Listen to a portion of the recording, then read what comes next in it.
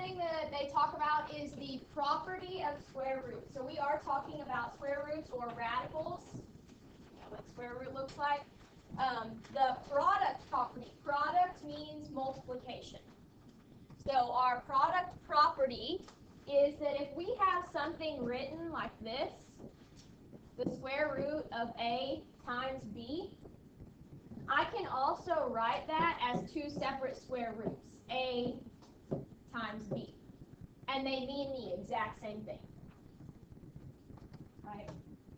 Also important to remember, in multiplication, order doesn't necessarily matter. 6 times 2 gives me the same thing as 2 times 6. Right? Okay. And it also would be true going the other direction. So let's say the problem gave you something like this, you could turn it into that. Right? And flip back and forth between these two. So left to right and right to left. This is true. All right, so then there's a spot here that says that this is perfect squares that we should have memorized. Most of these you probably already have memorized. The first one is square root of 1. Square root of 1 is 1. Good. Then we got square root of 4. Good. Square root of 9. Square root of 16. 4. Right? Square root of 25. Square root of 36. Square root of 49.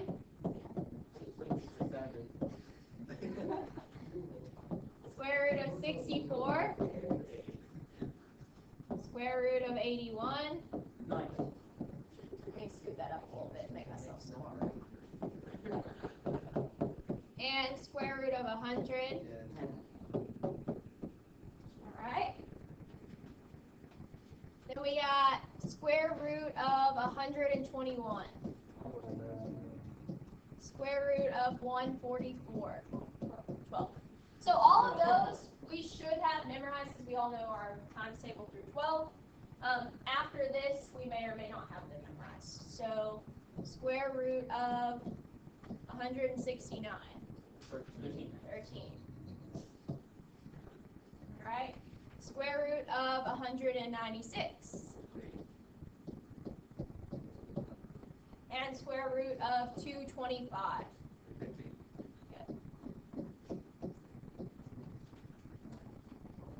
Alright, what about the square root of 400? Somebody said it. 20. Alright, what about the square root of 900? 30. Alright, the square root of 1600. And then lastly, the square root of 2500. 50. Very good. Okay. So, I'm not going to quiz you on a timed test over this on Monday or anything like that, but this is something that you need to have memorized, and eventually we probably will have some sort of quiz where we just have to list these and not give you a short amount of time with no calculator or something like that. But I'll give you a heads up before we have to do that. Okay? All right. Okay. All right, so now we are going to use those radicals or those perfect squares to help us simplify things that don't have a perfect square root. So if you notice, these numbers might have gone in order, but these didn't necessarily do that because there is no square root of 2, right? There is no square root of 3, or not a perfect one anyway, right? Sometimes that happens. Well, we don't want to write it as a decimal, so we just want to rewrite it as simplified as we can. We want to make the number underneath here as small as possible. Get everything out that we possibly can. So, first one that they ask us to simplify is the square root of 180. Okay, so what I'm going to do is use that product rule. I want to rewrite 180 as two numbers that can be multiplied together to give me but not just any two numbers. I want to pick ones that were in this list up here so I can take the square root of them. So there isn't a square root of 180, but some of the factors that give us 180 might have square roots. Yes? 9 and 20. Okay, 9 and 20 works. 6 and 30, okay. Any others? There's a lot of options, right? There's a lot of things that multiply to give me 180. Okay, the more that we practice this, the better we'll get at choosing the best option and making it less work for ourselves in the long run. Okay, so if I was to go up here, I might start going through my list and seeing, okay, out of these numbers, what is the largest one that 180 is divisible by? Because that's going to get me my answer the quickest. So the largest one is actually going to be 36. How many times does 36 go into 180?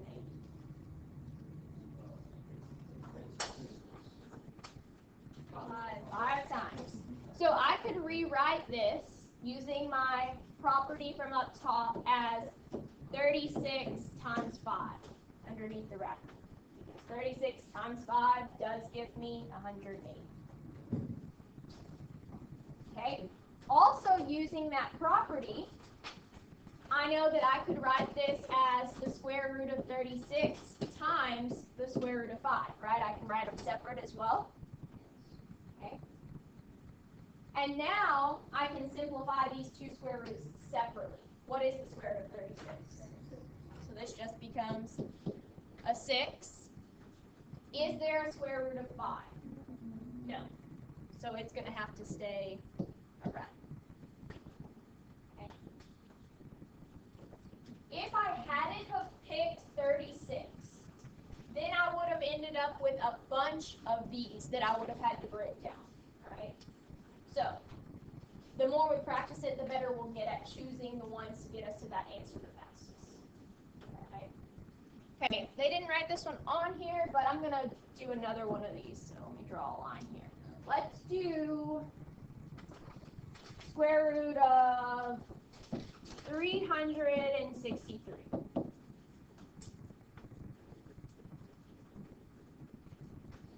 So we can kind of use clues to help us figure out. We know that the first number should be big while the second number is small, right? That's the goal that we're looking for. This ends in a 3. So things that go into 3, put 1, right? Any even numbers, probably not going to go in. So is there any that are in here that end with a 1 that might go in there? What do we got? 121, yes. 121 times what gives me 363? Right. Okay. We know that we can also write that as 2 separate.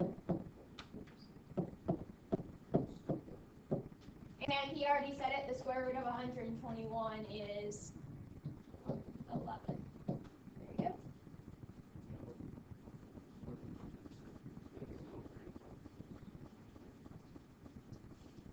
Alright. Let's do one more. We'll do a smaller one this time. Let's do square root of 75. What multiplies to give us 75 and has a square root? 25. Very good. 25 times what? 3. Alright. And the square root of 25 is 5. So we end up with 5 square root. Okay. So that's where those are going to come from. So we don't want our answers written as decimals. Okay, so now that we kind of have the idea down on how we can simplify or break them down, they want us to simplify this term over here. This expression is asking us to multiply. We have to kind of treat radicals like a variable.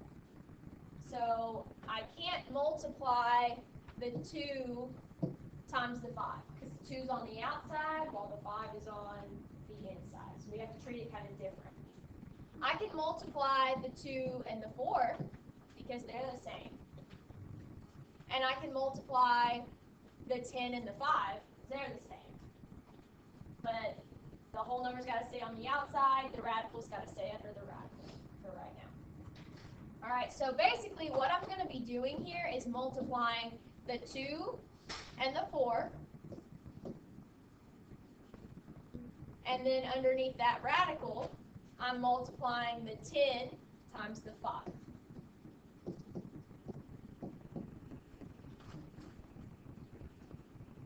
Okay, so we're actually going to do that. What is 2 times 4? So on the outside I have 8. Square root of 50. Good. All right, so now that I know what I'm trying to simplify, we're going to use this idea to simplify that 50. So what multiplies to give us 50? It has a square root. 25.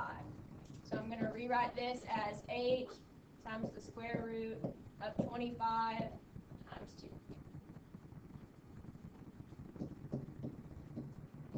Which means I can write them as 2 separate radicals, right? And what is the square root of 25? 5. So I get to take it out of the radical. There was also a number already there. So what am I going to do with the 8 and the 5 that I just brought out? Multiply them together. Very good. So 8 times 5 would be, so we end up with 40 square roots. Okay.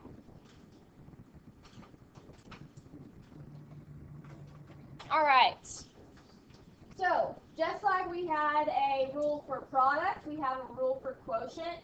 Pretty much is going to follow the same rule, right? The rule says that if I have something I'm dividing under one radical, I can split that into 2 separate radicals. So I could also write it as the square root of A over the square root of B. Okay?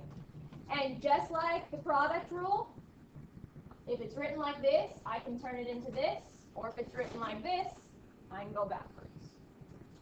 Okay. All right, so we're going to use that rule on these next 2 examples here. So right now, this example is written like this. I'm going to rewrite it like this. So I'm going to have the square root of 9 divided by 3. Okay. Can I divide 9 by 3? And we would get, is there a square root of 3? No. So that's the most we can do. Okay. All right, and then this one is kind of combining our ideas of multiplying and dividing. Right now, I can only multiply in the tops and in the bottoms, right? We multiply across the top and bottom of fractions. But we also know if they're written as 2 separate ones, I can go back and write them as all under one, right? So I'm going to rewrite this. In the top, I'm going to have 3 times 5. And in the bottom, or in the denominator, I've got 4 times 2. Alright, so we actually go in and multiply this, and I end up with the square root of 15 over 8. Okay, so now that we've simplified the numbers underneath the radical, we want to see if we can do something like we were doing up here.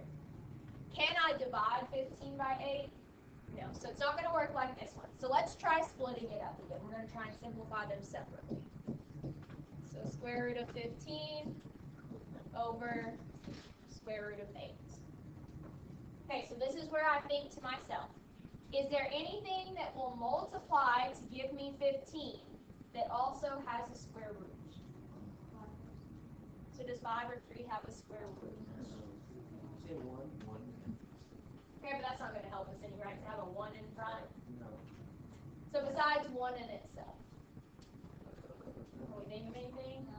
Okay, what about 8? Does 8 have anything? Yes. 4. Okay, so I'm going to rewrite this as square root of 15 over square root of 4 times 2, right? Okay, that also means I could write those as two separate radicals, right? Okay, scroll a little bit, I think I can, yeah. All right, and square root of 4 is just, so I end up with the square root of 15 over 2 square root of 2. Okay? And I don't know if you guys really dealt with like simplifying radicals too much in Algebra 1 by hand, but there is a rule that says we're not supposed to leave radicals in the bottom of a fraction. So there's a way to get rid of them. But we're not going to worry about that just yet. We'll get to that later on. But we will rationalize denominator later.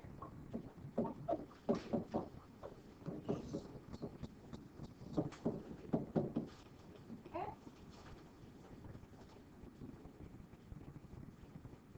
Okay.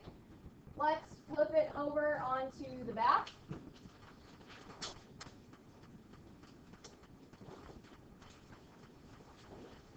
Okay. So first thing that they have here is a quadratic equation is. They want us to fill in that definition. Anybody tell me what a quadratic is or what it has to have to be a quadratic? What is I heard somebody tell me what they say. A squared plus b squared minus c squared. Okay, so it has to have a square in it to be a quadratic, right? It's got to have an exponent of 2. So a quadratic equation is just going to be any equation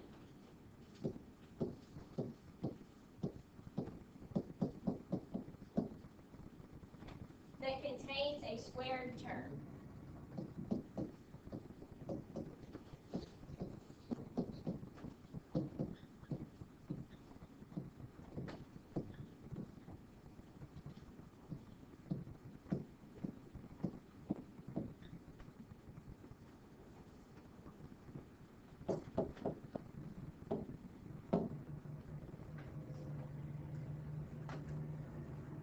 So, any of the equations that you've ever seen that when you type in your calculator and graph it, it makes that U-shaped parabola, those are all quadratics.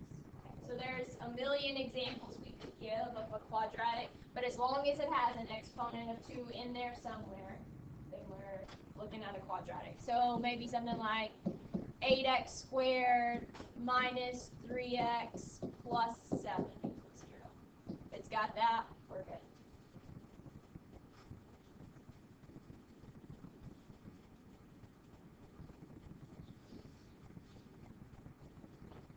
Okay.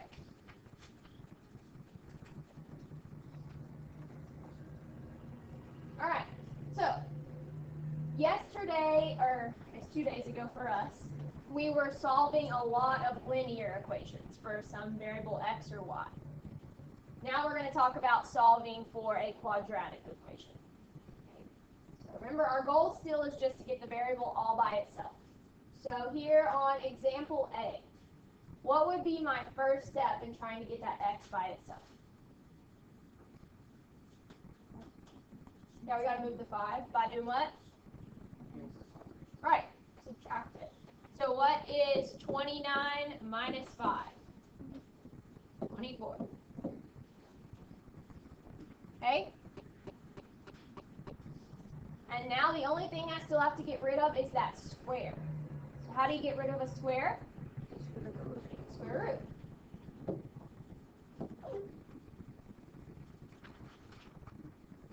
All right. So now I have x equals. So the thing that we have to think about here is that when you're taking the square root of something, that means it was two numbers multiplied together to get you that number, right? You have no way of knowing if you multiplied two positive numbers to get 24 or if you multiplied two negative numbers to get 24, right? We don't know.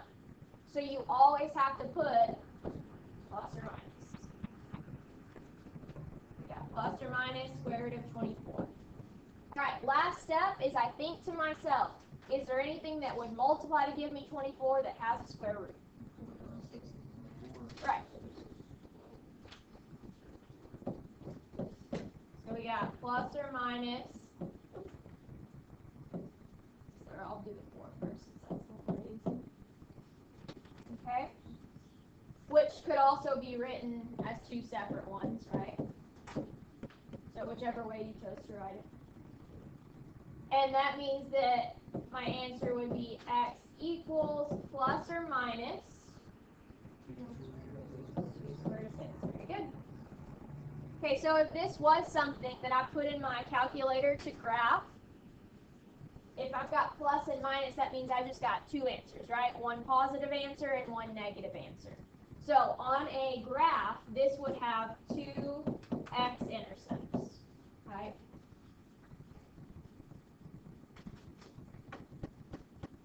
Alright.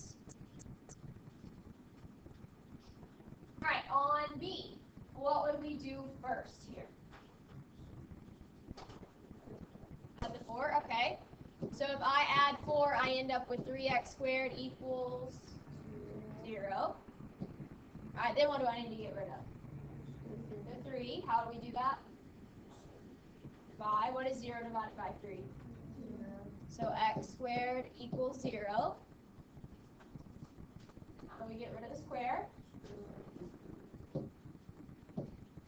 Alright. And what is the square root of 0? 0.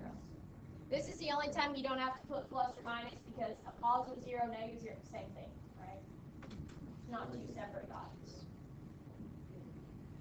If you put minus 0, that wouldn't change the value, right? If you put plus 0 on something, it doesn't change the value. 0 is 0. Huh? Well, the question would probably ask you something like, how many x-intercepts does this have? The answer would only be 1, right? Because 0 is 0. It's only going to touch the graph at 0, that one spot. So this one would only have one x-intercept, right?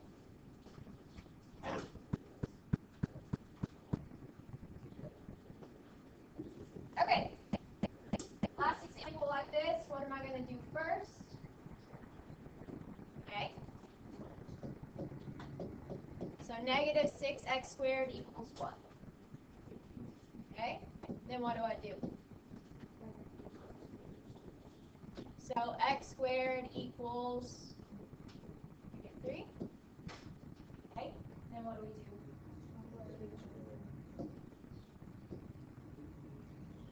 Okay.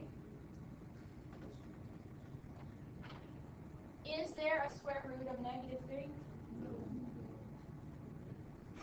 So if this isn't possible, square root of negative 3 isn't possible, what's my answer? Very good.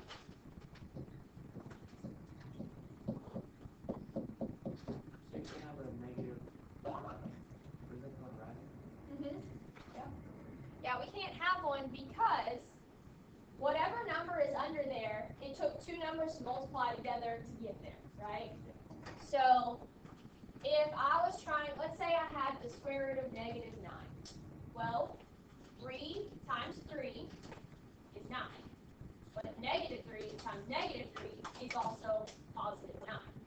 There's nothing that I can multiply times itself to get me a negative, so there is no negative square roots. Which, I don't know how, if we'll get to anything about imaginary numbers this year, but you definitely will. And that's when they address having negatives under the square root. Yeah, as if there wasn't already enough going on with numbers. There's also some imaginary ones. Okay.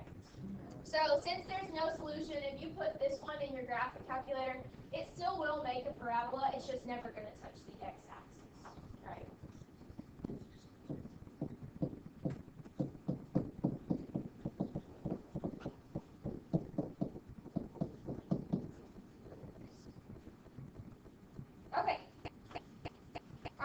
last idea here, it says that we're going to use a quadratic formula to solve an equation. So, quadratic formula is perfect for cases like these.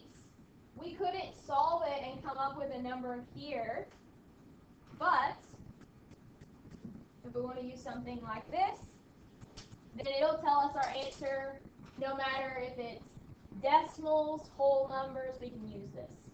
Okay? So does anybody remember what the quadratic equation is? It's the one with the big square root in it. Oh yeah. Oh, yes. Negative b plus or minus the square root of a. No. Almost. A.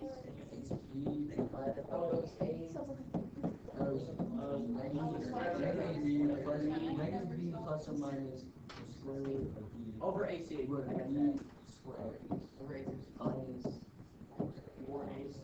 over AC. Over AC. Oh, there's two A's. I was saying.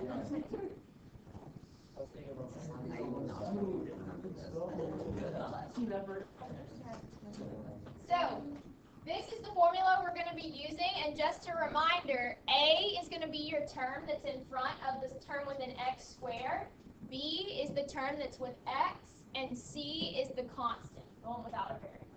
So, no matter what order they have it written in, A is with x squared, B is with x, C is the constant. Okay, so now we're going to use this formula to solve for x like we were up here. Alright, so it says use the quadratic formula to solve the equation 8x squared equals 1 minus 6x, and they want us to leave our answers in simplified radical form, but also turn them into decimals and round to the nearest hundredth. Yes? So, I know there's like different methods to do it, because this one like takes a while to put in calculate. Do you have to do it this way now? On the quiz, I will be asking you to do it certain ways. I think I only put one question on the quiz where you have to solve it. Because sometimes that's like the only way. Right.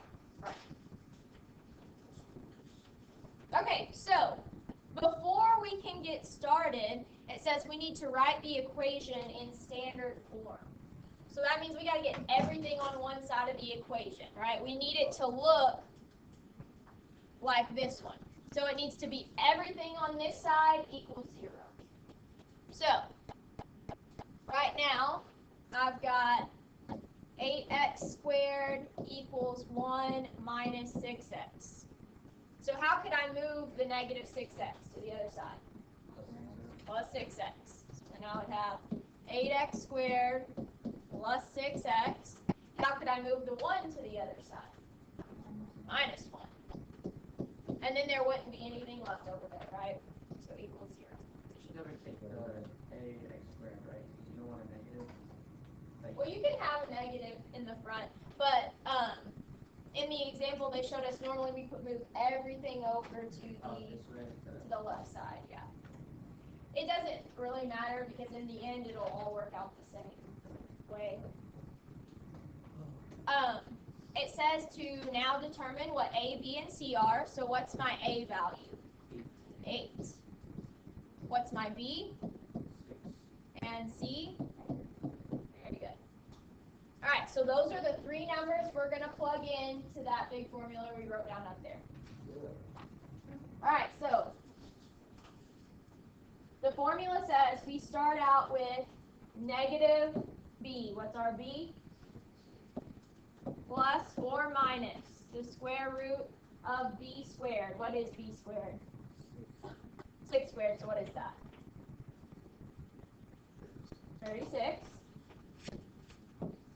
Minus 4 times A, what's A? Times C, negative 1. All over, which is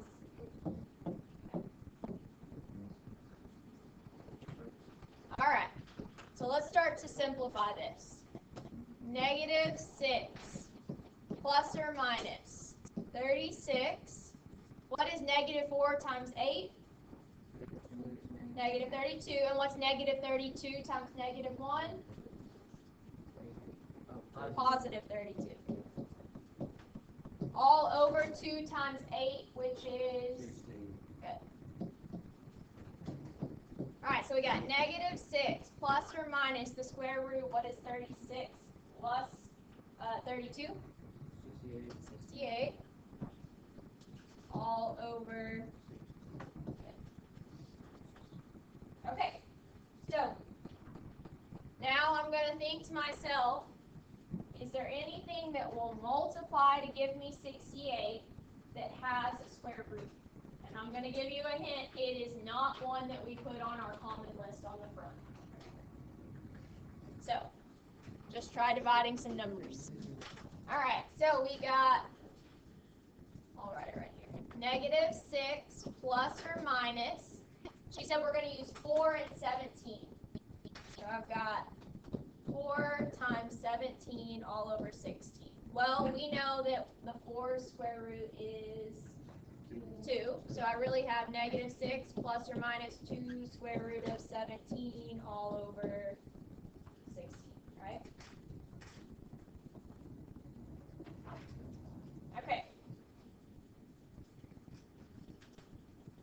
So, on a test, if they ask you for the exact answer, this is what I'm looking for. I don't want you to convert it into decimals, like actually typing that in your calculator, because if you have decimals, it's going to have to round it at some point, right? It can't go on forever in your calculator, so it will have to round. So this, if anything, you could simplify all of these numbers by 2. So, right, you could make it negative 3 plus or minus square root of 17 over 8. But that is it.